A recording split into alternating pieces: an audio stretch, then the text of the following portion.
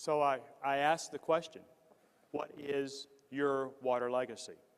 What legacy are you creating with every action, every decision, every innovation, everything that you do? For me, I work for a beverage company, which until this year was a wastewater company. Until this year, we produced more wastewater than we produced beverage. But we finally now can become a beverage company. That's my water legacy. And I want to take you on the journey that our company has gone through for the past 15 or so years to become a beverage company and to help create that legacy. To give you a little perspective, we're the world's largest non-alcoholic, ready-to-drink beverage company with the world's most recognized brand. And what you find is that everywhere you go, everybody knows Coca-Cola. To give you a little context, we operate in over 200 countries. We have over 300 franchise bottling partners. It's not a business that we own. We operate with partners throughout the world.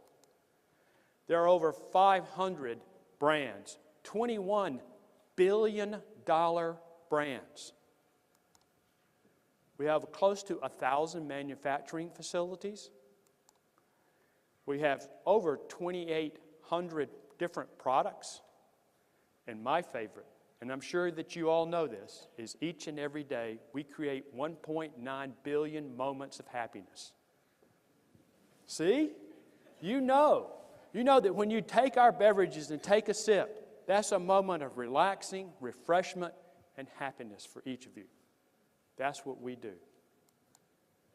But water is fundamental to our business. Located in Atlanta, Georgia, we use water in every aspect of our business, from ingredients to production to distribution. It's critical. Without water, we don't have a business.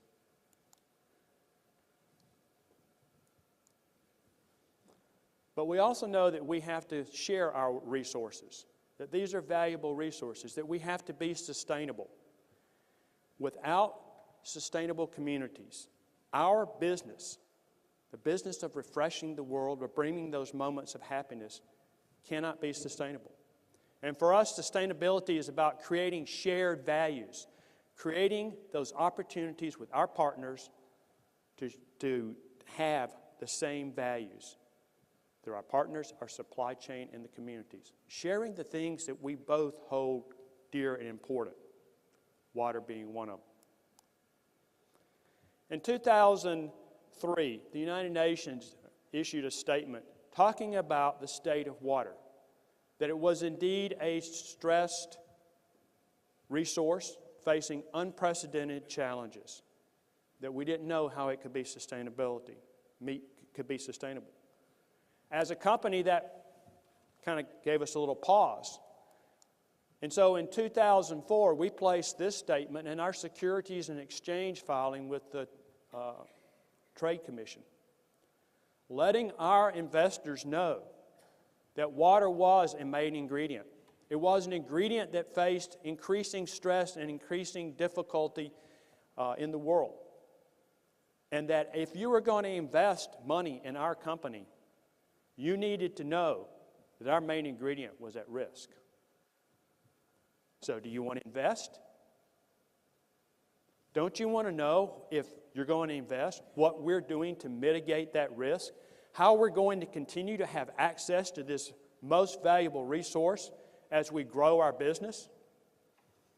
So you can't do that without taking action. We know that water stewardship is a very, very complex issue. There are a lot of factors that touch that. Everything from agriculture to recreation to the needs of cities to climate. Everything that is out there touches water. So it's not just a problem for us to solve. It's a problem that we have to solve. So we started looking at risk. What is the risk that our company actually faced? Was there a way that we could quantify risk? Was there a way that we could build risk models to look at it? Oh, yes, there are lots of risk models out there. But it's a very complex issue. The risks that you face here in New Zealand are different from what your counterparts face in Australia, from what we face in Southwest Texas, from what we have in China. The risks are very, very different.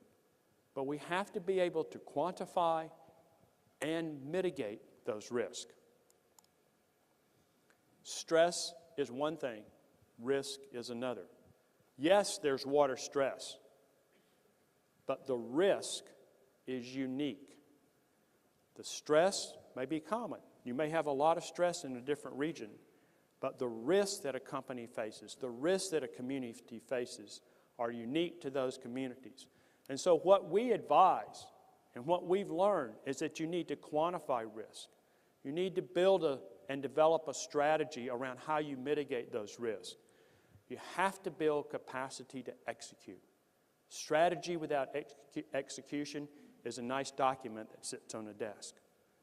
I encourage you to set goals and requirements and to form partnerships. These are steps that we learned and we took as our journey developed. What's at stake for Coca-Cola in this? Well, we have a lot of invested capital. Think about that. There are close to 1,000 manufacturing sites in 200 countries. If we don't have water, that plant goes idle. That invested capital sits there not being utilized. Has it happened? Most recently in Namibia, where there was water stress significant enough in the country that we shut down our manufacturing operations. How do you think our investors feel about that? Reputation. I'm sure all of you have heard about India and what happened in India where there was a question about water quality. That impacts our brand. Those $21 billion brands get hit. Those 500 plus brands get hit. The company's reputation is at stake. The ability to grow. We're a for-profit company. We want to grow. We have goals to meet. Our chairman set some very aggressive goals for 2020 on the amount of product we were to develop and sell. So we have to grow. Growth means water. Supply continuity. We have to be able to continue to supply. It doesn't do us any good to grow if we can't continue to supply. So there are a lot at stake for the Coca-Cola Company. Continue to look at what's developing. So in 2005, we did a water risk survey. We had a nice 1,000, I'm sorry, not 1,000, yeah, we sent it to 1,000 plants, but it was a 300-question Excel spreadsheet. We had a 95% response rate.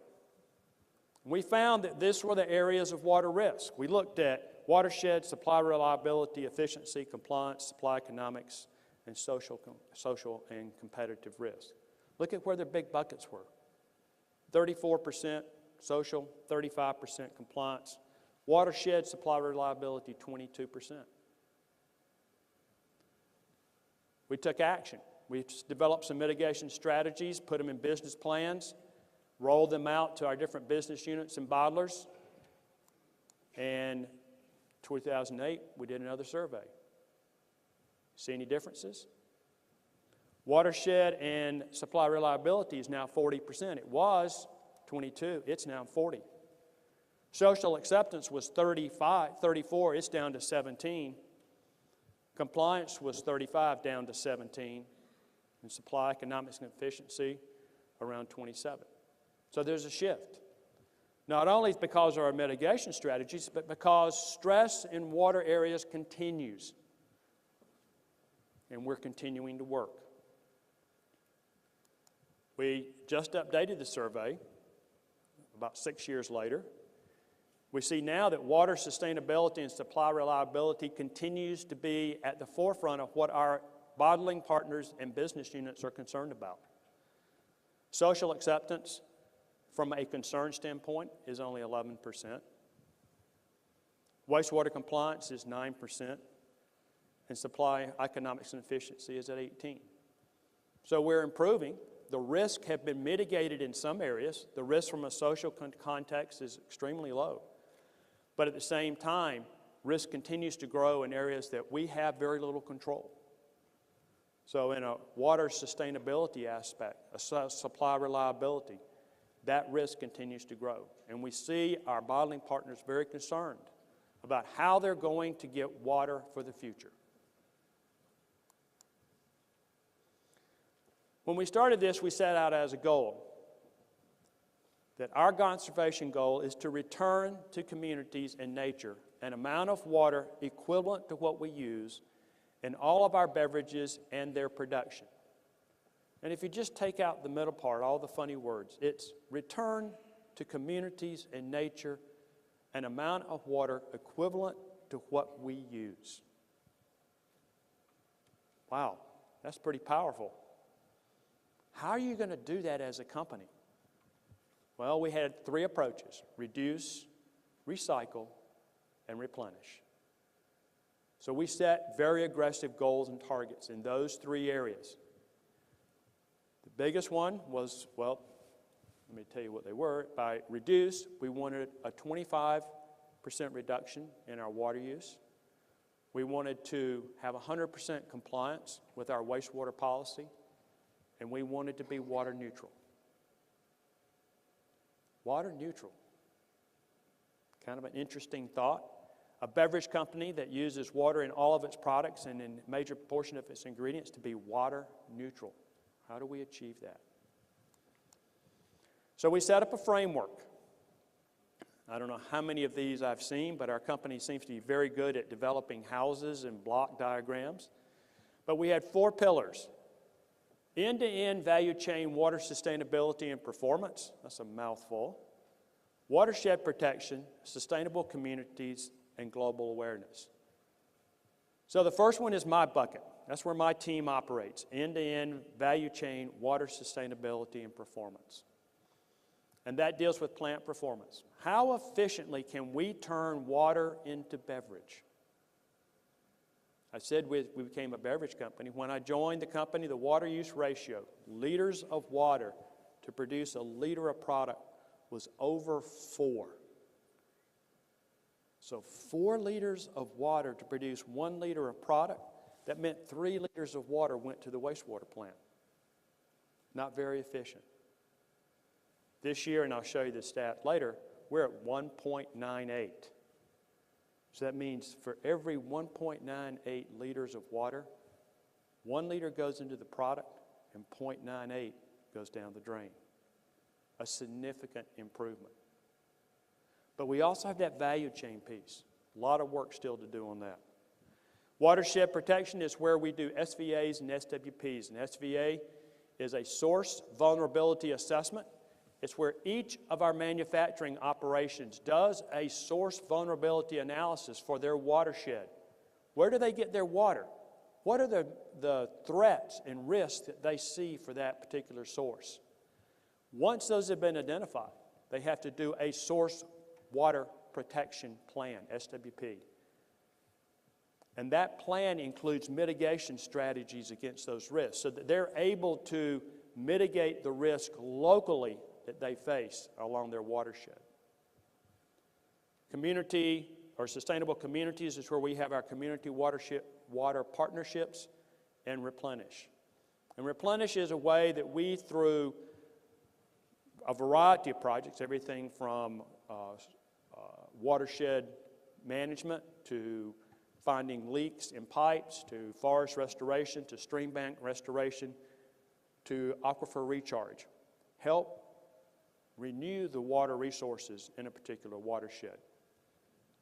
And then global leadership. Our CEO has served on numerous international committees, numerous global organizations, telling the message of what water means to our company. So we went from risk to action. We identified our risk vulnerabilities. We understand the ecological health. We understand what we need. We build a strong business case, a strong financial case, and we take specific actions.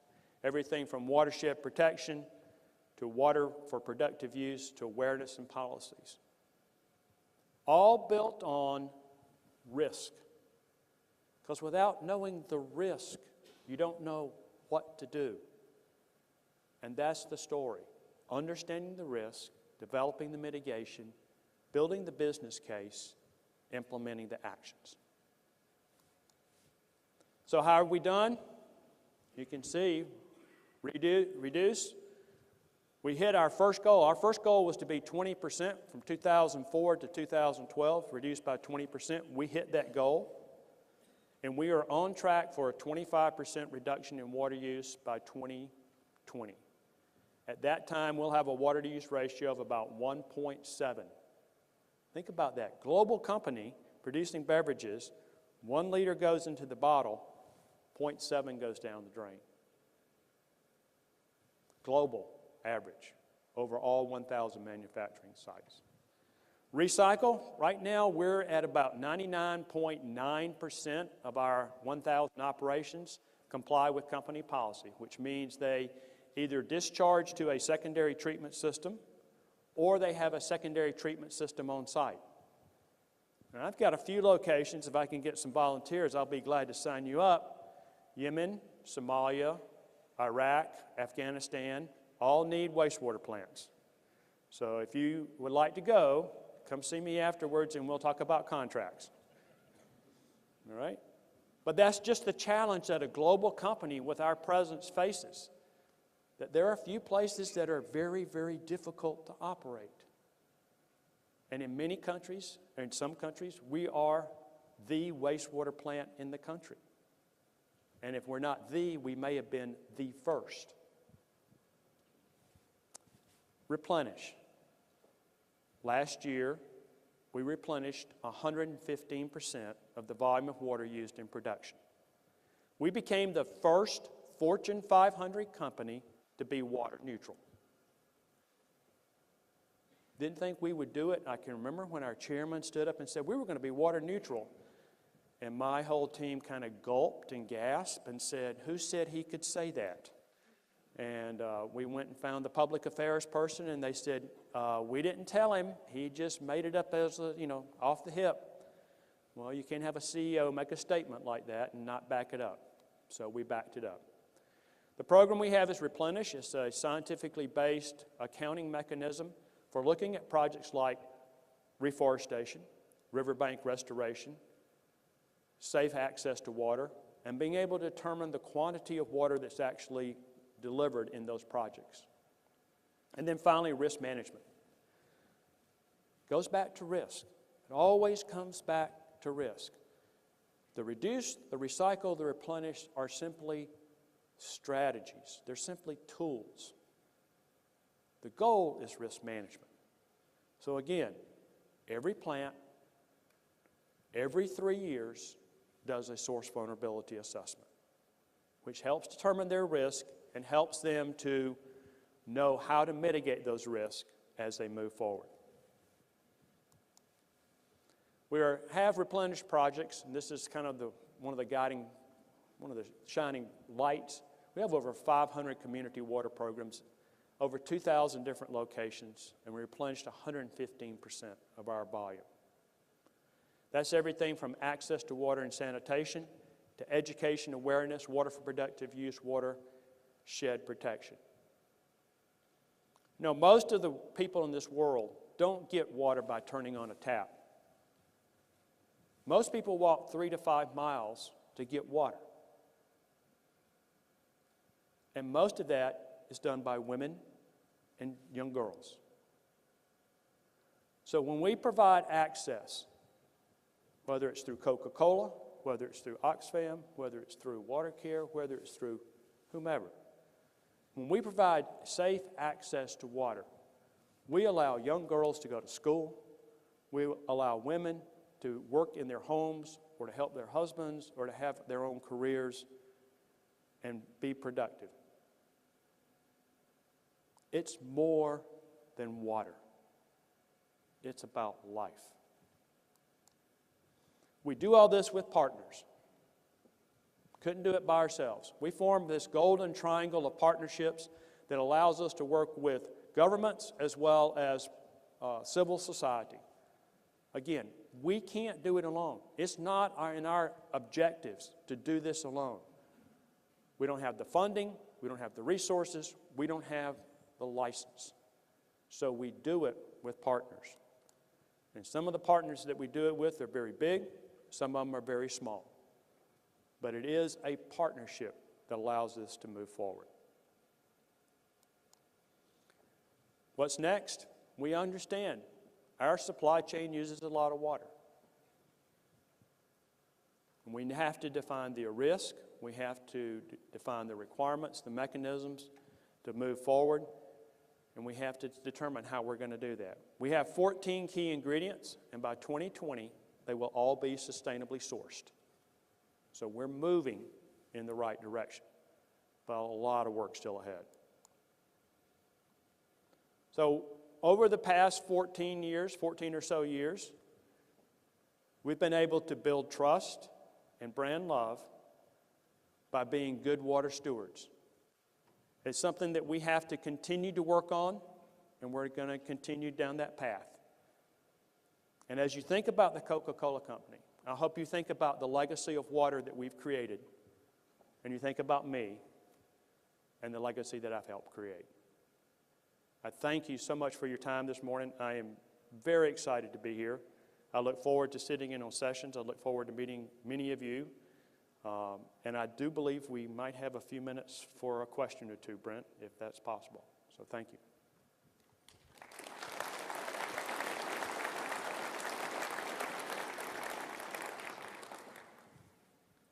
Brent has a mic, so if you have a question. Thank you. No questions?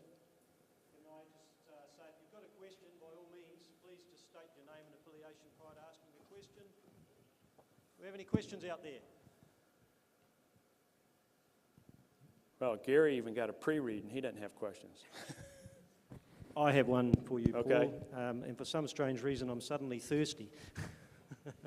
So thank you for that very enlightening talk. But my question would be around I think you said you've got manufacturing in over 200 countries, or something of that order. You've got this, in your risk model, you're taking into account social acceptance, I think it was, and watershed protection. Now, I can see occasions in some of those countries where there's I can envisage situations where some of those are going to be in tension. My question is, you've got this global policy and a global risk model. How much autonomy do you give the managers or directors of each of those country-based operations to make decisions to, achieve the targets? How much leeway have they effectively got to do whatever they need to do? That's a good question. We operate our risk model at two different levels. We have the global water vulnerability assessment, which is the big pie charts that we have. Those typically, we do those on a plant basis, and they roll up to a business unit, and the numbers you saw were global. We give our managers at the local level, again, it's a franchise bottler, so in Australia it's Amatil. So we would give Amatil as much leeway as they would want in meeting the risks that have been identified for their particular country. We give our bottler in India as much leeway as he wants. But we ask that they work with us and work with us as we have, because we have certain mitigation strategies that we know have been successful. And so we work very closely with our local partners to devise a mitigation plan that the company believes in and that they believe in to move forward. So it's a partnership. It's not just, hey, we found the risk, you go do it. But it's very much a partnership on how we can move forward in those different areas. But they are heavily involved in that. Sure, thank you. Clearly, whatever decisions they make, they will somehow impact on the bottom line as well, no doubt. Yes. Do we have other questions out there? Yes. All right, Gary did finally raise his hand. But. Gary McDonald. Even though we're sort of a long way from the rest of the world, Paul, we do get lots of brands down here, and the question really is, do you see your global competition either following your lead or doing different things in relation to, you know, their risk of water? Because they must face the same risks as you guys do. Okay. When we started this journey, one of the things we wanted to do was to benchmark, to find out where we actually stood as a company in respect to other beverage companies. We got together, held a meeting in Washington, D.C. with Coca-Cola, PepsiCo, Anheuser-Busch, which was Anheuser-Busch at that time, Heineken, Diageo, which does liquors and spirits, Brown-Forman, which does liquors and spirits, Nestle, and Danone. They all came to a meeting, pretty big players. And we said, how are we going to do this? How are we going to measure water efficiency? Because we were measuring liters of water to liters of product. Anheuser-Busch was doing gallons of water per net revenue generated per keg of beer sold or something. It was just so convoluted, and Diageo was doing something else. So we all decided to do liters of water to liters of product, water use ratio. We are by far the leader in that space. We have set the standards, we have set the goals. Our competition, our major competition, measures things, defines their system a little differently. When we talk about the Coca-Cola Company, and the numbers you've seen are for our entire system, whether it's owned by the company or franchise bottled. We share through a group called the Beverage Industry Environmental Roundtable our best practices. And the idea is that this is not something that we can do and only we can do. There is no competitive space for water stewardship. We all have to be good stewards of water. So we freely share with PepsiCo, with AB InBev, with Heineken, with Diageo, Nestle, all of our best practices so that we can all do a good job. But it's about water stewardship. It's not about competition. Yes?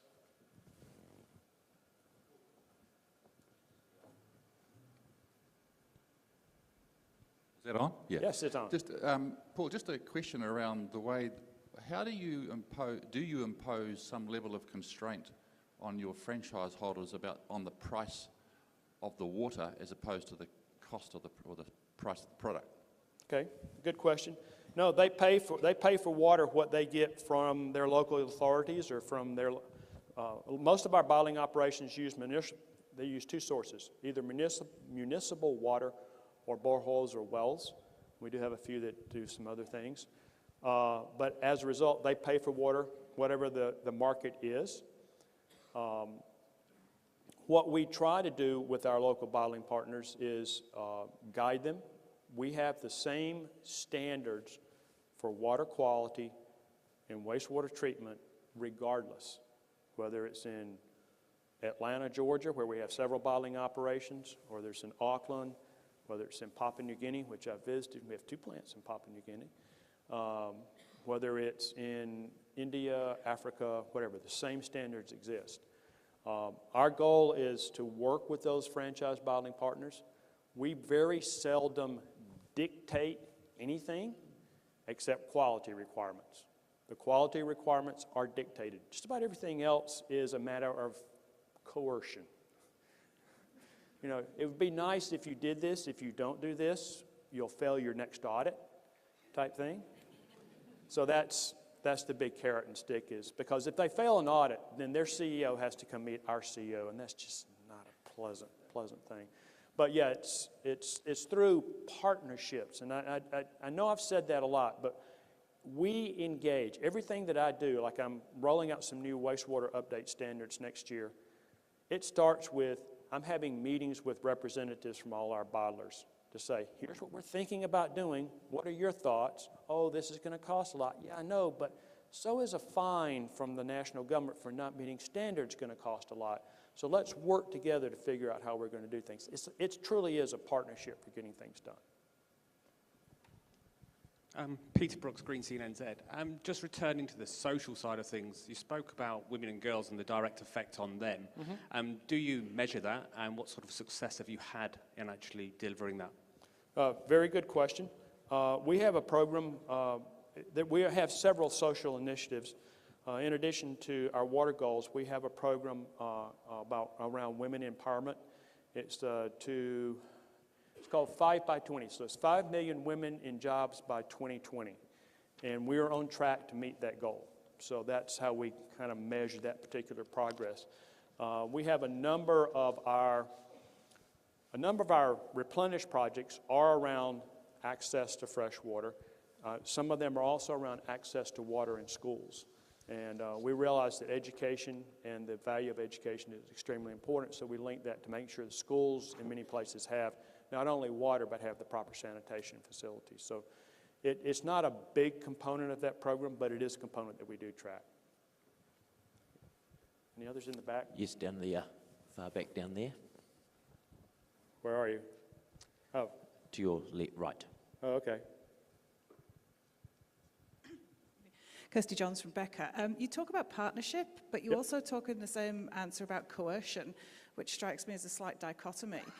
Do your partners have the ability to give some leverage back to you on changes they would like to see as well, if they have positive changes they would like to see within Coca-Cola with regards to sustainability? Which partners are you talking about? Our When bottler? you're talking about partnership with your bottling companies, et cetera, and you're also saying that you will use coercion to achieve an end. Yeah, probably coercion was not the right word.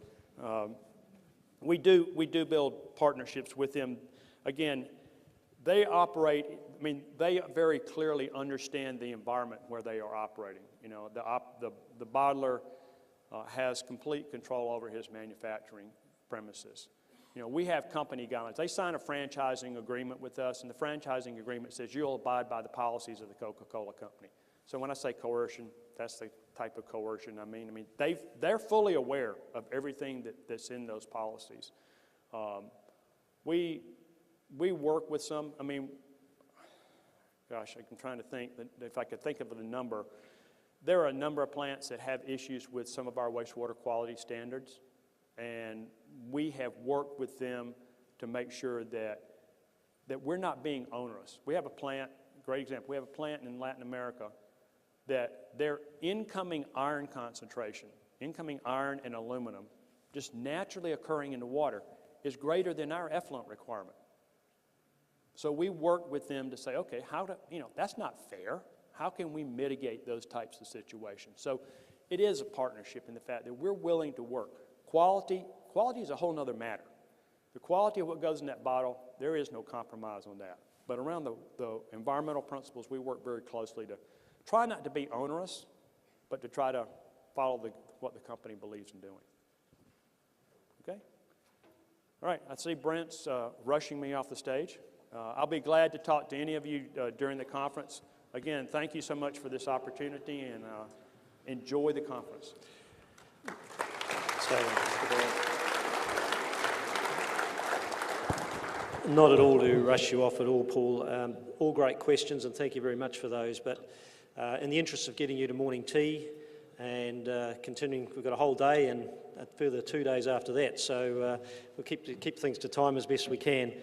I hope from that you did, I'm sure, get a true perspective of the measure of the man, Mr. Paul Bowen, to my left.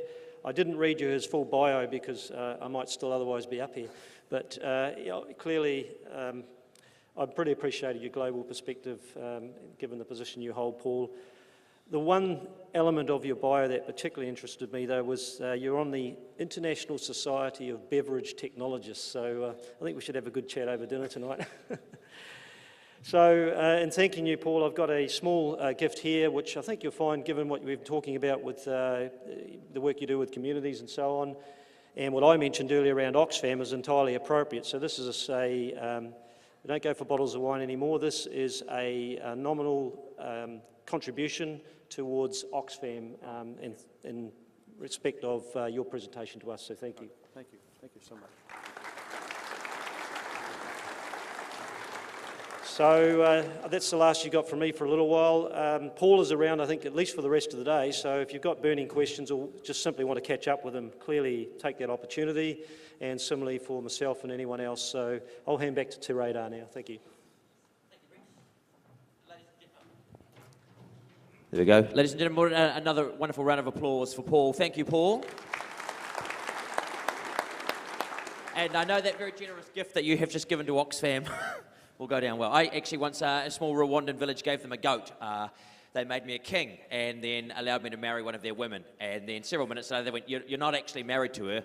Can you leave? So, ladies and gentlemen, hello, it is me again. Just some very quick housekeeping notes. If you haven't yet registered, if you are here slightly too late to do that, please do make sure that you do that at the intermission so that you can get into all of the other events through the course of the next couple of days. Just probably now also a very good time to thank the sponsors, without whom we wouldn't be sitting in this beautiful room. We'd be in sort of a small war memorial hall in Reparoa. There'd be 9 of us. It wouldn't really be the same. So please, let's thank Broad Spectrum, City Care, Downer, Hines, Watercare and Xylem. Can you please just all give them a round of applause? And also one of my favourite parts of any presentation when it comes to the opening day. You've all found yourselves here from the far-flung corners of New Zealand and from around the world. I'm now going to tell you how to leave the building. All right, it's pretty straightforward. If you want to leave, at any call, if there's an emergency, there are the exits. You can head out through there. If you are a smoker, this is a no smoking facility. So if you are a smoker, please do feel free, head outside. And then just before you apply the flame to the end of that cigarette, look around. You will see that you are in one of the most beautiful parts of the country and what is one of the most beautiful countries in the world. And then before you apply the flame, just think, is it worth it? Reassess your life options. Come back inside. Have a Coke. Ladies and gentlemen, the facilities are located out in the foyer. Now, in the unlikely event of a power failure, just emergency lighting will come on. Just please remain where you are at that point in time. You will be alerted to the fact if you do need to vacate the building. Someone will say, I think we should probably leave now. No doubt there'll be some daylight outside. You can find your way through to those doors. Also, if the unlikely event of an emergency, a siren and a voice recording will sound continuously. You'll notice it. It'll be quite loud. It'll be telling you to leave. So please leave immediately by the nearest exit and assemble in the front of the car park. And now, the great thing about these housekeeping notes, every venue is slightly different. This is the first time that I have ever seen this one. I'm going to read it in its entirety because it is a beauty. Number 5, if you are the first person at the emergency, please hit the call point, then contact reception immediately. I like that. Don't just go, I reckon someone else will take care of that and walk away. There are call points around the place. So if you do see something, let people know. There are buttons and things. And there's a first aid kit located in the front reception along with a defibrillator. Just really only use that if it's necessary. Not for hijinks. You're not thinking, oh, geez, this session might be a bit dull. I better take something along to stimulate me through the course of it. That is not going to happen. I've looked through every one of the sessions, and they're all going to be excellent. There's also a first aid kit there, so do go and check that out. Now, also, you will note you've all got your little wristbands on. These are excellent. Even as you speak, they're going back to your employers with a geolocation to say that you are in sessions. I'm not joking. They're not. No, so do make sure that you tag in and out with those. You can also use them at many of the expo stands that you visit. A simple sort of process, you can tag in and they will send you various updates on what's going on and what you need. Also, the conference apps. Most of you will have been to conferences. You'll be familiar with the conference app. Do use that. It's very simple to use. I think we have some, there it is. You can download it onto your smartphones, your iPads, your laptops. I doubt many of you are carrying a desktop around, but if you are, just feel free to ask. We'll find you a PowerPoint, hook you into the Wi-Fi, you can download it. It won't be very much use, you'll have to keep going back to your thing. You can set up with your email address, and I suspect quite often if you've registered through your PA, for those of you who have one, I have, it's really me. I just changed chairs in a different desk. You may need to use their email address. If you have any problems, do feel free to see the information desk as well, and they will help you get into that. If you haven't used them before, they are a really wonderful feature to the conference. You don't need to carry around the program notes or anything like that. It's all there on your phone. And of course, we're also running, as you will often see with these Show Gizmo apps, a sort of an interactive question of the day. And we're going to be very, very interested to see how this pans out, particularly with our American guests present. And the following question, this is today's questions. We may well have a different one tomorrow. So the following question is, who is going to take out the US election, Trump or Clinton? There are another couple of options. They're not going to win. but they will be there nonetheless. So do feel free to answer that through the course of the day. And again, just all of those session times, it would be very much appreciated if you could arrive at those breakout sessions, which we'll be going into after morning tea, nice and early so that we're not delayed through those. Now, are there any questions? No? The best questions I think I was ever asked, actually, I was down at the Island Bay Primary School in Wellington. For those of you unfamiliar with Island Bay, it's like the sort of the Ponsonby of Wellington, except a bit more feral. And I was visiting a little primary school there, and I was talking to them about gardening and various other things. And this little blonde-haired girl, she put up her hand. She goes, "Excuse me, Mr. Terada." She goes, "I just want to know, is it better to be funny or normal?" 7 years later, I still do not have an answer for that question. But if you do have any problems or any questions at all during the course of the day, do feel free to come and see me. I'll give you a look of supreme confidence, and then I'll go and find someone who actually knows the answer. You'll see them in the T-shirts and things as well, so do avail yourselves of those. We'll have further announcements during the expo. So ladies and gentlemen, enjoy the course of the next couple of days, and please another big round of applause for Paul with a very thought-provoking presentation. Look at that.